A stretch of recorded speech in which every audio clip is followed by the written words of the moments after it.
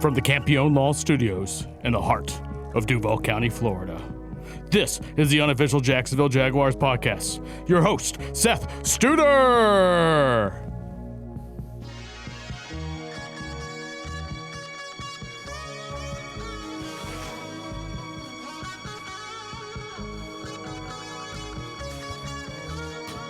They ain't ready. Let's go.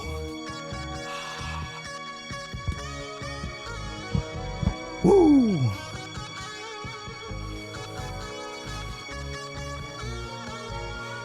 Yeah! Woo! Welcome to the 10th episode of the unofficial Jacksonville Jaguar podcast. My name is Seth Studer. Ladies and gentlemen, I have seen the top of the mountain, and it is good. Since I last saw y'all, a 48-20 drubbing over the Jets. And then finally, the matchup we've been waiting for. And the Jaguars dismantle the defense of the Denver Broncos. 34-20. For the listeners out there, I removed my starter jacket for something more appropriate for this occasion. Never worn a tuxedo to a podcast before, but, you know, good times. Figure I dress up for the occasion. So, thank you all for being here. I'd like to thank Campione Law.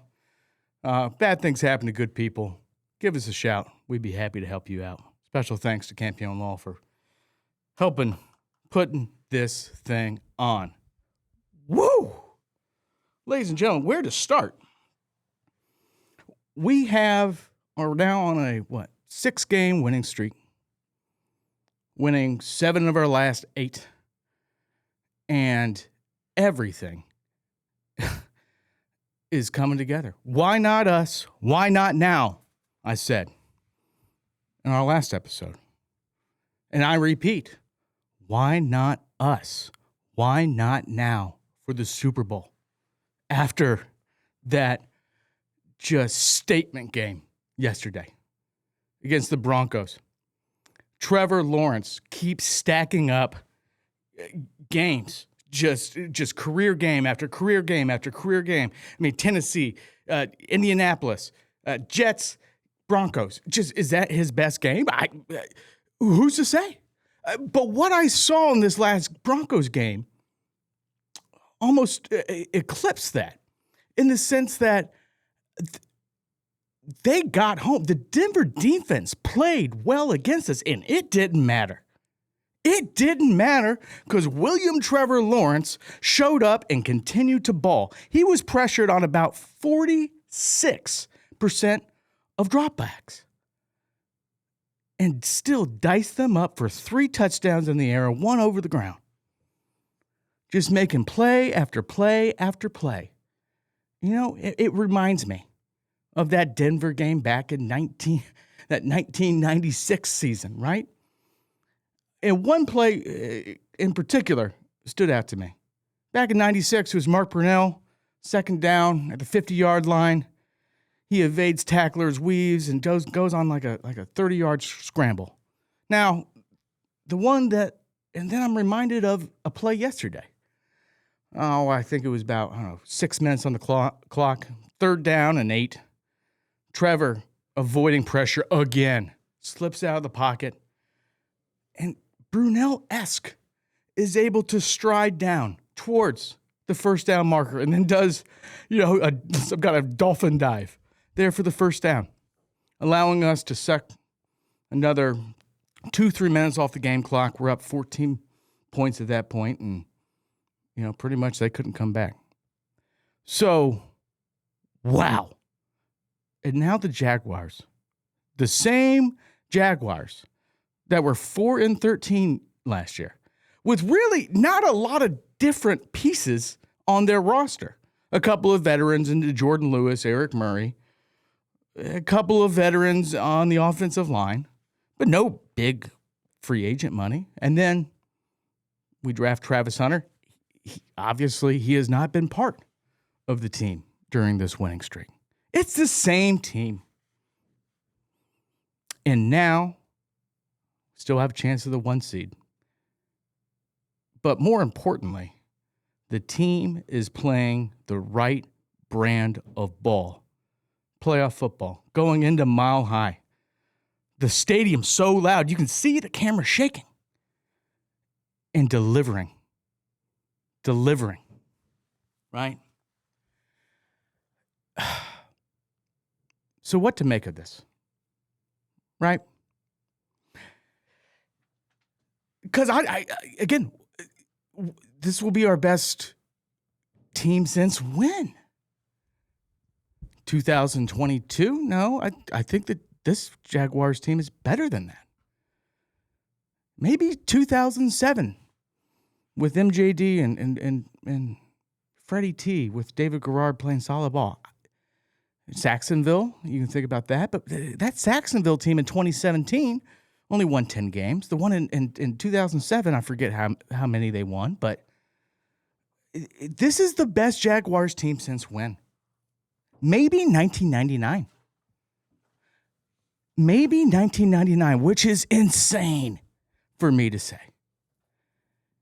And, ladies and gentlemen, we're just going to recap these, get in, get out on this. But let's take a moment first to have a discourse about the Jaguars discourse, right?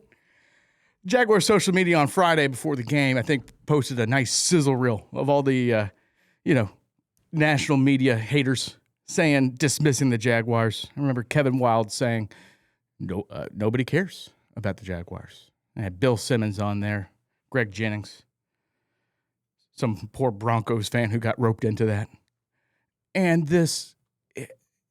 so these skeptics, right, these haters, they really don't bother me because they're not being malicious.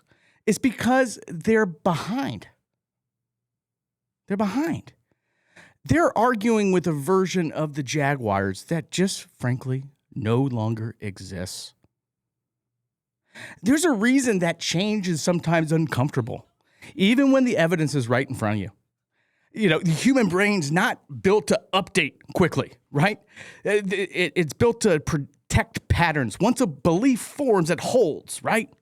Assumptions, reflexes. I think neuroscientists call this neural inertia.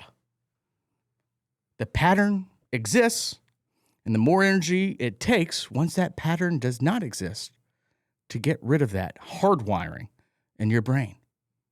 And for the Jacksonville Jaguars, there's been 20 years of garbage rewritten and written in stone in our DNA, right? And even with the bye, when we're going into the bye, 5-4, whatever? It takes time to wash that stink off, right?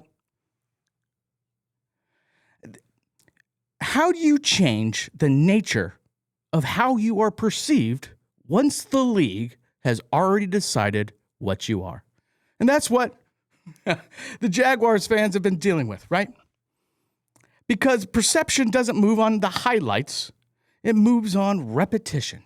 And now that repetition and those assumptions are being challenged to the very same haters and dismissers of the Jaguars mere weeks ago, right? Right now, the Jags are 11-4, objectively, on paper, on film, in December. And yet, the conversation still hesitates. Are they for real? Let's see this one more time in the playoffs. Who have they really beaten? We heard that after the Jets win. These are not analytical questions. These are psychological ones. The NFL, and we spent 2 decades wiring the perception of the Jaguars to be a doormat, right? And whenever they come on, it's a fluke, a punchline, right? And time after time, the Jaguars have proven the haters right. Think about it. After 2017, the Saxonville year, 2018, they implode. 2022, after division loss against the Chiefs, they come out and have a good record and don't even win the division, don't even make the playoffs in 23. Rewiring that is hard. Not because the evidence of the Jaguars being good is weak. It's because the old pattern was really strong. And it's not just the media. It's Jaguars fans too, right? Because we've lived through these illusions too. Hot starts have collapsed. Seasons that felt real until November arrived, and then we collapsed. So when our brain sees 11-4, it doesn't celebrate immediately. It's taken time to take hold. That's not pessimism. That's Pavlov's conditioning, right? It's like the dog with the electric shock collar. But the brain remembers pain more than it remembers successes. So think about that, right? But I think we can both see that this season is not a mirage. These wins have not been a mirage. We've played one of the hardest schedules in the NFL and gotten quality wins. Panthers, Chiefs, 49ers, dog walk the Chargers, Indianapolis. Now, we snapped the 11-game winning streak of the Denver Broncos at Mile High. It's the same quarterback in these last couple of weeks. Now, in the last few weeks, he's making the same throws. It gets the same looks, the same coverages, beating different types of defenses in different environments with the same result every time, which is a massive Jaguars victory. This is not an illusion. This is who the Jaguars are now. So you want respect? Cool, whatever. It ain't coming, like Liam Cohen said. It ain't coming. But forgive. Give some grace to the haters out there. Throw some mercy towards them because they're not used to this. Liam Cohen and the Jaguars have essentially Control-Alt-Deleted the perception of the Jaguars in the NFL. System reboot in task, right? And you can see the commentators of them. I guess they're good. Are they contenders? Maybe. I don't know how I don't know how to react. Jaguars bad. Much alter programming. And so, listen. Respect ain't gonna come. Right? It's gonna take some time to wash off that stink. So get it out of your heads, right? And I think the team and the message to the team has been so genius by Liam Cohen. Now I understand the fans getting upset because, like I love the Jaguars, you all love the Jaguars too. And to see them being so easily dismissed, it hurts. It hurts. But give them grace, right? Meanwhile, the team doesn't have to give anyone grace, and they're better for it. You heard maybe snippets of the entrance tunnel to the Jaguars game. Well, Trevor Lawrence is going, "Hey, I've heard a lot about this defense. I don't give a shit. We're gonna, kick their ass." Right? Liam Cohen taking any slight, like he's like Pride Michael Jordan, and I took that personally. Saying, back, Sean Payton said something about small market, and Cohen says at the presser, I'm just thankful that a small market team can come into Mile High and deliver. It's so petty. I love it. And then the most interesting comment came from Trayvon Walker, who said, essentially, a question about bandwagon fans. People who wanted, it's like, I don't want the fucking bandwagon fans, right? It's just us and everybody else. Whoo! I love that. I love that. Yeah. Because that's how they've been treated, right? Now, I can give them mercy. I can forgive them. But they still said in the Jaguars, in the locker room, they've been collecting receipts. And the bills come and due. So 11-4. How about them apples? Right? Broncos played good football, I thought, yesterday. Jaguars just played better football. And ladies and gentlemen, remember, I haven't seen you all since the 48-20 surgical dismantling of the New York Jets, right?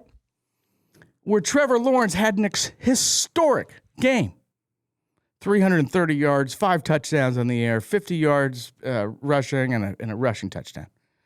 Historic. No one had ever done 5 touchdowns, 50 yards rushing, and a rushing touchdown. Right? And what did you hear for that next week? Well, it was against the Jets. Yo, like, no one's hung up almost a 50 burger on that. Right? And just that disrespect kept coming in this last week. Jaguars locker room kept eating it up. And prove it again. Prove it in Ohio, then we'll have a conversation. Yeah, what now, nerds? What now, y'all? What now? And so now we sit still only 1 game ahead of the Texans. And no need, I mean, I'm wearing my tuxedo to celebrate, but no need to throw the whole party, right? Because we still have a little bit of business. At home against the Colts. Away at Indianapolis. And finally close it out at home against the Titans. But the 1 seed's at play. Granted, that was made a lot more difficult by the Broncos win over the Packers and the Patriots win over the Ravens last night. It's out of our hands. 1 seed, 2 seed, 3 seed, 4 seed, 5 seed, 6. I don't really care at this point because I'm seeing a team that I've loved turn it around with the same roster from 14-3 to now 11-4. Wow. And how could that be? How could they do this? How could Trevor Lawrence finally flip a switch and start playing like that? Well, like I told you all about it last episode. It takes time to learn a playbook. And you can see Liam Cohen just scheming these things up. And Trevor finally gets it. He's awake. He's alive. And he's dangerous. He is dangerous. And every team should fear the Jaguars come playoffs. 100%. And now I had said the question last time, why not now? Why not us? Why not now? Why not Super Bowl? Why not 1 seed? Right? Now after that win, the Jaguars have proved it to themselves that they can beat the AFC, one of the number 1 seed in the AFC at the time, the Denver Broncos, at Mile High. So, come what may. But we can always look back on this season. And only 1 team hoists the Lombardi, right? Only 1 team is the Super Bowl champion. And that's likely not going to be the Jaguars. But now, it very well could be. Which is something I'm grappling with myself. And that's not being too high on my own supply. I mean, look at the scoring that this offense has done. Right? 34 on the Broncos, 48 on the Jets. I mean, winning by double digits easily. 25-3 against the Titans. Essentially mailed in that second half. 30-something to like 6 against the Chargers. What's going on? What's going on is, and you got to give credit where credit's due. Shad Khan had a choice to make. Y'all remember that choice? The choice was this, and it's easy to remember to forget this. Liam Cohen came up for an interview. We offered him the job. And he said, yeah, thanks, but no thanks, because you got this guy in the general manager's office named Trent Baalke. And he went, and he made news by being, I think, the highest paid offensive coordinator and agreeing to be the OC with the Tampa Bay Buccaneers. And Shad Khan had a choice in that moment. And he fired Trent Baalke. And Liam Cohen came to Jacksonville. What could have been had he not done that? And he's a kind of a hands-off owner, Shotgun, right? He lets people stay on for a little bit longer than they should when they haven't been giving him results. I mean, Gus Bradley was around for, 3-4 years? Trent Baalke, like a cockroach. I don't know how he survived as long as he did. But credit him for getting Tony Baselli as executive vice president, ditching Baalke for Cohen, hiring Zaddy Gladstones. And so with a first-year GM, first-year EVP, first-year head coach, first-year offensive coordinator, first-year defensive coordinator, we got a youth movement. This is year one of a rebuild, and we're 11-4. Holy crap. Holy crap. The job that these Jaguars have done. And so, obviously Lawrence has been on a heater, and he's looking like a top 5 quarterback. And what impressed me the most about Denver versus the other ones, I had mentioned that pressure rate, and he's still dicing them up. Compare that to the Seahawks game, where there was about a similar pressure rate, about 50%, right? And it just wasn't there. Trevor Lawrence, between Seahawks and now, night and day. Same with the Rams, very high pressure rate. So what's changed? Obviously, Jacoby Myers. We talked about that last program, how much of a boon he has been to this team, just providing and opening up and like being a skeleton key for this offense. But it's not all on Jacoby Myers. And we signed him, Jacoby, to an extension here this last week. Well-deserved. 3 years, $60 million. Good job, man. Hell yeah. And that's what I like seeing about, our front office, taking care of the players who have taken care of us. Without Jacoby Myers, I think we would not be where we are. But it takes a quarterback to execute it, right? That's what Trevor's done. And so, back to the Broncos game. Broncos coming into that game, we're allowing in the red zone, I think, around 30-ish% of all red zone things being a touchdown. It was like the highest in the league. Jaguars convert at 80%, 4 out of 5. And that's where the play calling, right? Gone are Doug Peterson's and Press Taylor's schemes, right? Now we have a quarterback who's operating at a high level and being asked to make difficult throws. And he has the talent, the expertise, and the execution in order to do that. And that one slot fade on that first touchdown to Parker Washington, right? That pass to Brenton Strange, hauled it in with one hand, got away with offensive pass interference maybe. You just saw it all coming together. And to loop it back into the bigger picture here. When I said, why not us? Why not now? Is there a more complete team in the AFC? Right now? The Broncos, well, saw how that worked. The Patriots came back, impressive comeback against the Baltimore Ravens, but without Lamar Jackson. Patriots have benefited from a Charmin soft schedule. I think the easiest schedule since 1999. The Chargers, dog walked them. The Texans would be a good game.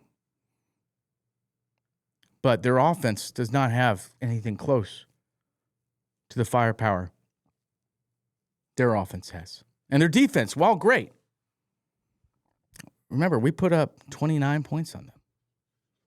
And when we gacked that Davis Mills game away. The Bills are an interesting one. They got a Superman at quarterback. Josh Allen, fantastic. But can we run on them? Can their defense hold up to our offensive attack? I don't know. And understated during this winning streak is how good our defense has been. It's been so good. Campanile has just dialed back some of the crazier stuff that we've been doing and just been playing solid ball. Really, really solid ball. Bo Nix, I thought, played well. It's not like we're at the very beginning. I said the turnovers were unsustainable. They were, but now we're winning without them. And you just have all three levels just playing well. Defensive, well-sound football. It's just so cool to see. So the Jaguars are the most complete team in the AFC right now. And if Las Vegas, right, had forgotten everything prior to this season, and you were to ask them to handicap which AFC team is going to the Super Bowl, do like the Men in Black, memory wipe thing, what would Vegas say? I think they put the Jaguars as the most likely team to win. Looking at the teams we've beat and recently how we've beaten them. Belt to ass Chargers. Belt to ass Tennessee. Belt to ass Indy. Belt to ass Jets. Belt to ass Denver. Whoo! Damn. Damn. Damn. Damn. I mean, it's a Trevor Lawrence story. It was also a Trevor Etienne story, right? Travis Etienne, sorry. Catching 3 touchdowns against the Jets. Another touchdown against the Broncos. It's a Parker Washington story with like 92 yards after receptions against the Broncos. That one catch, little out route, and just caught it with Surtain and Hufanga coming down and just, bam, got vertical. Turned into like a 61-yard gain. Balling out of his mind. Brian Thomas Jr. showed up. Jacoby Myers doing what he's been doing. Britton Strange, boy. I mean, I was all broken up when Evan Ingram left a little bit. But Strange is such a better blocker and is so much improved.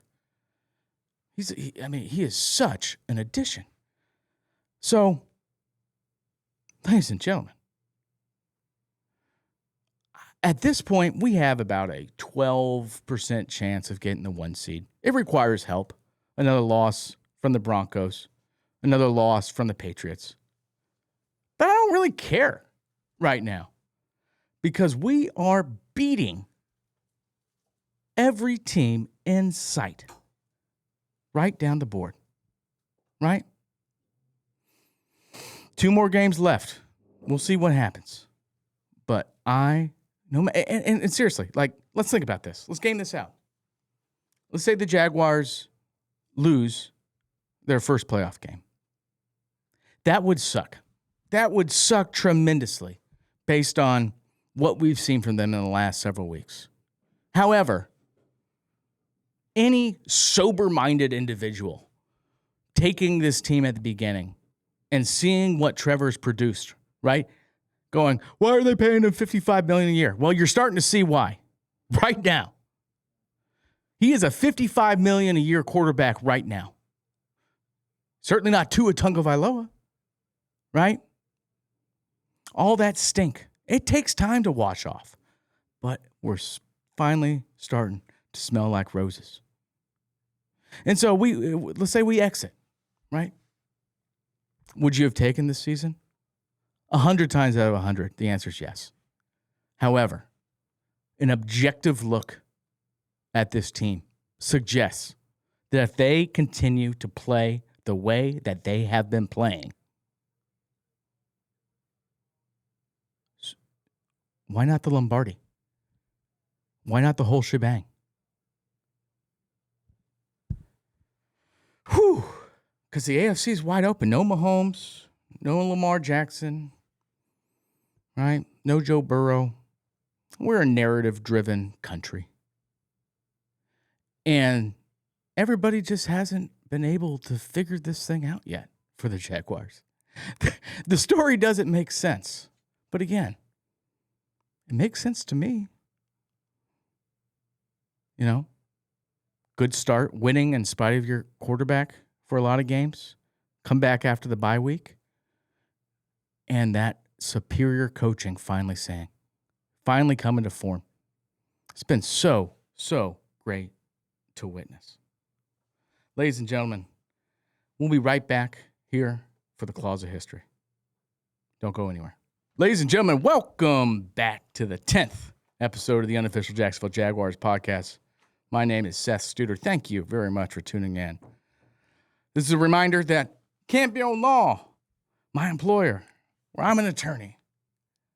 Thank you for sponsoring this.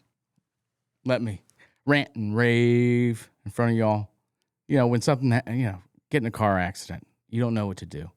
You're hurting. It's not your fault. Where do you go? Give us a call. We'd be happy to help you out. It's time for our Claws of History segment, where we look into the past and we try to find a nugget, a story that can help the Jaguars see into the future. And on this episode's Claws of History takes us home to the United States of America just before the Second World War.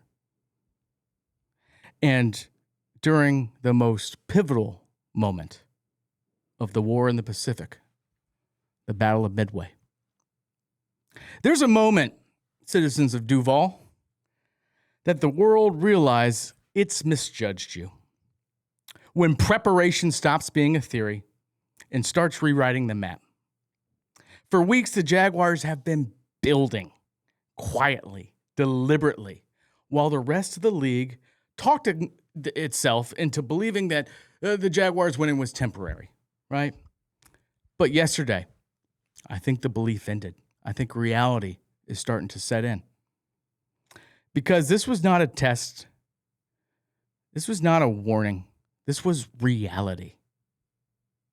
For the last month, we've been fighting. And just not fighting, we've been mobilizing, right? We've been taking our troops, right, and deploying them out for beatdown after beatdown. You know, this is not like a campaign. This is right before World War II. The arsenal of democracy, Rosie the Riveter, right? All the industrial might of America ramping up and making weapons of war, right? Smokestacks, steelworks, assembly lines. And you can feel it. The offense tightening, the protection sealing, the rhythm of the offense sharpening. Something industrial has been being built on the banks of the St. Johns River here in the last 6 weeks. You know, and we saw that power and might on full display against the New York Jets at home. That wasn't a game. That was a christening. 48 points. 6 total touchdowns. It's not a box score. That's a launch sequence. When the scoreboard hit 48, it felt like one of those, big carriers coming off of the sliding in out into sea for its first berth, right? We're looking at a reflection and going, my God, what have we built? And history tells us something important. The ships don't win wars by just existing, right? They win wars by meeting the enemy and defeating the enemy. So after Pearl Harbor, in the June month, I think June 6, 1942, the Japanese fleet sailed east. They were undefeated, confident, untouchable. Kind of like an 11-game winning streak by a certain team in the Mountain Time Zone. For 6 months, the Japanese had rampaged across the Pacific, Hong Kong, Singapore, the Philippines. They believed that the ocean and the Pacific belonged to them. And they were about to make a certain move on Midway Island. What they did not know was that the United States had cracked the Japanese's naval code.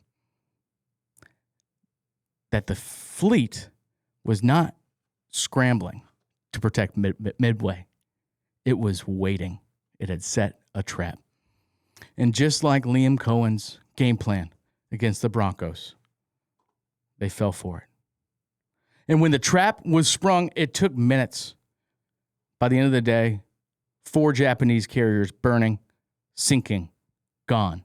And in only about 72 hours, the entire balance of the war in the Pacific changed on a dime. It was Midway because it happened halfway through the war, and also because it happened at Midway. And right now, in this moment, it was a turning point where the Jaguars have announced with a bullhorn that they've arrived on the scene. But it was Midway. The war didn't end there. But because of Midway, everything else after became and appeared to be possible. The Jaguars, after this win, everything seems possible. They went into thin air, into Mile High against that raucous crowd. And for 60 minutes, Jacksonville didn't blink. They went blow for blow. It wasn't chaos. It wasn't emotion. This was execution. A 34-20 win that really never felt fragile. It was game in hand with several minutes remaining. So the Jaguars, they weren't reacting to Denver. They were anticipating them. Trevor was anticipating the blitz and making the good throws. Compare that to Seattle. Compare that to Los Angeles. Trevor Lawrence, they're on the naval bridge, right? Calm, deliberate, reading the intelligence reports of what the defense is showing. Tempo, poise, execution. That's what he showed on this game against Denver. And that's what Midway does, right? Midway was not just strength revealed, it was a surprise delivered. We talked about that surprise on the delivering that not just to the national media, but to our fans too. They had taken to winning. Finally, it feels like the ultimate prize is possible. And the Jaguars have been building this in plain sight, improving every week. But Midway didn't end the war, but it made the rest of the war possible. What came next was the postseason. The games that decide everything. The ones that test depth, nerve, and endurance. And these battles are still ahead. These battles are still in front of us. So let's not get high on our own supply. These battles will be brutal. They will be unforgiving. Just like after Midway.